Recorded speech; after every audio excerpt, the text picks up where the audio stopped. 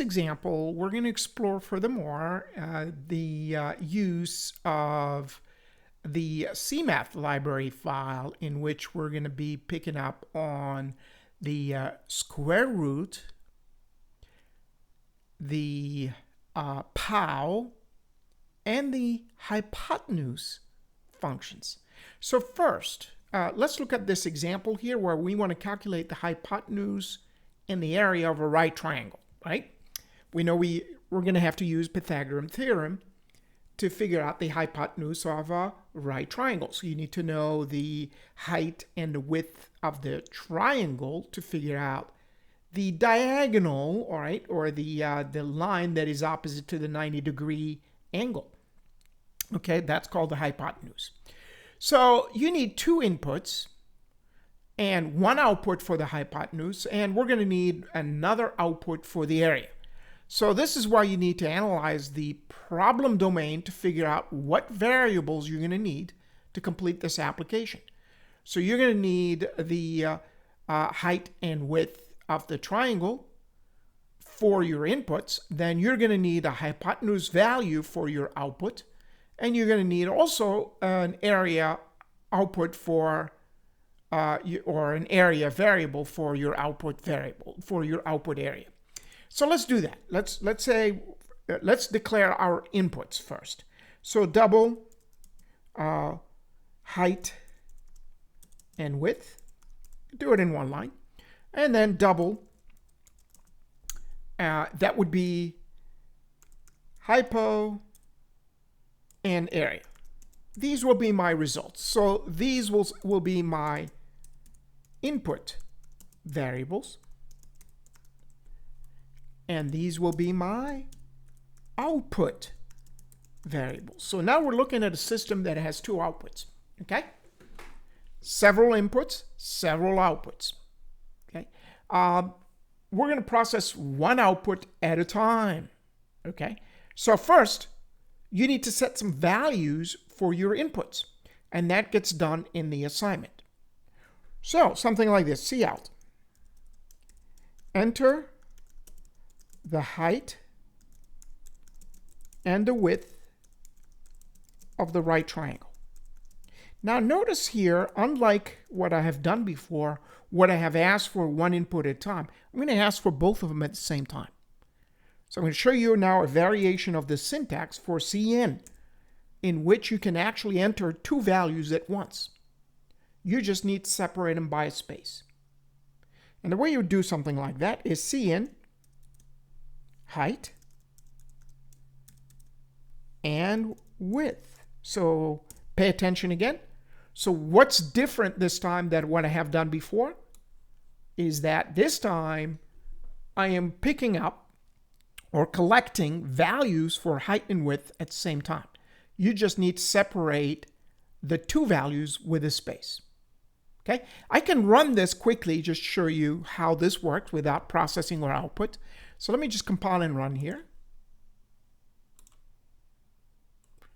And notice here, I need to make this a little bigger.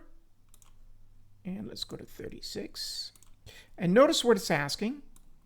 Enter height and the width of the right triangle. So I can enter 23.4 space 78.9. And that would be acceptable.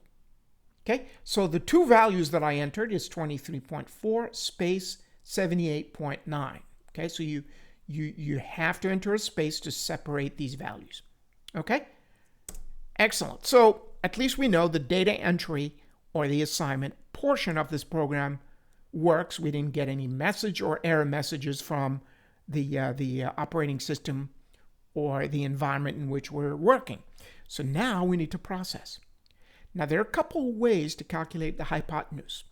If you're going to use the Pythagorean theorem, and you could use the square root and the POW functions together to do this. I'm going to show you a different way to do this.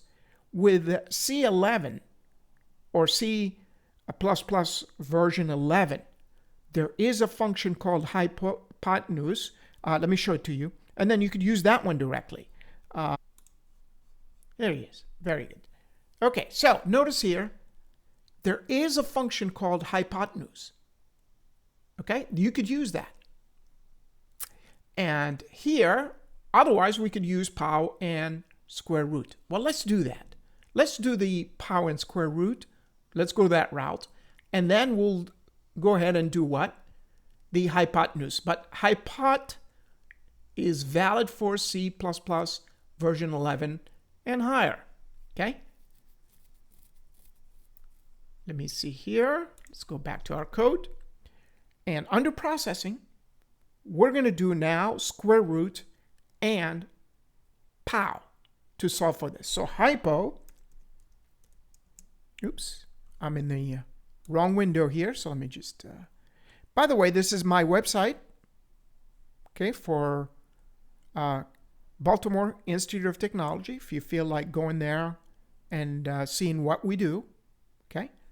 We're a fun company with a lot of fun projects. Okay. All right. So processing.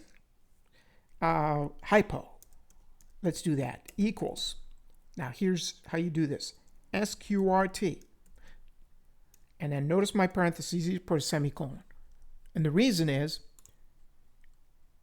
the square root is the outer function that you're going to need. Within this, you're going to do a couple things. What you're going to put under the square root is the sum of the squares of the height and the width, right? Basic Pythagorean theorem. So this would be pow of height square plus pow of width square. And that would give you the hypotenuse.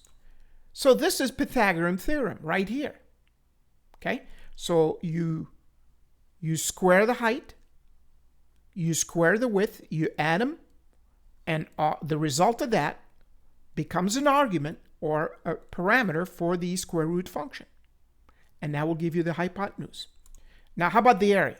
Well, the area, if it's a right triangle, it really is half the area of a rectangle, right? So area is going to be equal to 0.5. Now, notice I'm not going to do 1 divided by 2 times. That's an integer division. Okay? That's not going to work for what we're trying to do. Do not avoid integer divisions at all costs when you're doing something like this. And we will get into the details of that as we move forward. So I know it's 0.5 or half of what? Width times the height. Now, the order doesn't matter here. A multiplication is permutative, so you can even put the 0.5 at the end of this, as long as you're multiplying everybody together. So the width times the height by itself will be the full rectangle. Half of it is that right triangle. So now we've done the processing, we're ready to output.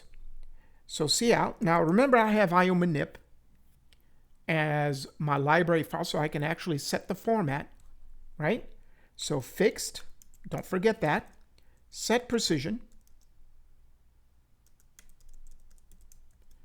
to 1. Then you can print the actual hypotenuse. Oh, let me put it between quotes here so we know that's what you're doing. Hypotenuse equals, and that would be my hypo. We could do a /n here. Give me a new line. And then do something like this.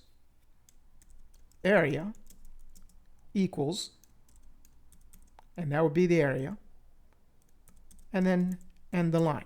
Now let's see how this works. So we're going to compile and run.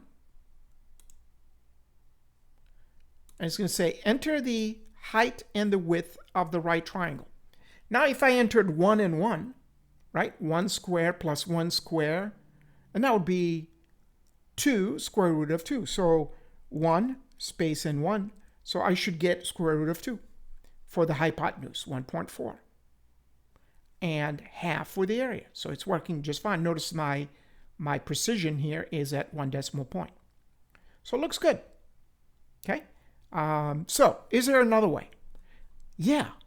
So let's see, depending on my version of C++, again, I could substitute this one. So I'm going to put two slashes here, which means now the hypotenuse formula that I have here is just a comment. I'm going to use a different method.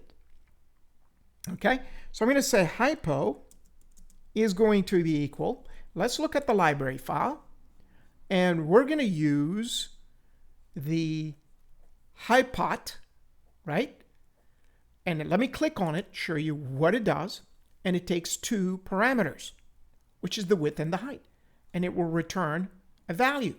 So hypo with a T, right? So that would be the function we're going to be using. Hypot, and then supply it with height and width. It doesn't matter the order.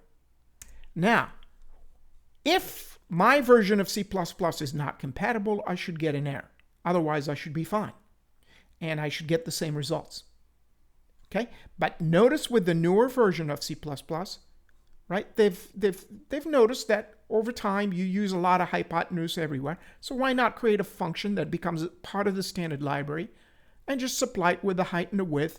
No reason to dance around, do squaring squaring each member, adding him up, and then do a square root, right? The long way. Why not just supply the height and the width as parameters and give me the hypotenuse and be done with it? All right, well, let's see if it works. So compile and run. Okay, and let's do the 1 and 1 again. And we should get a 1.2 for the hypotenuse if that is true. 1 space 1. And sure enough, it is valid and it works. So that means my version of C++ is definitely compatible with C111. All right, or C11. Excellent. So I hope you've learned a lot from this. And we're going to look at more examples, especially with arithmetic processing, to make sure that we use up some of the CMath library files. We're going to get into trig. So our next example will deal with trigonometry. We're going to do a little bit of sine and cosine. And time permitting, we might do some complex numbers. Okay, so this is going to be a good introduction on how to play with data. All right, see you then.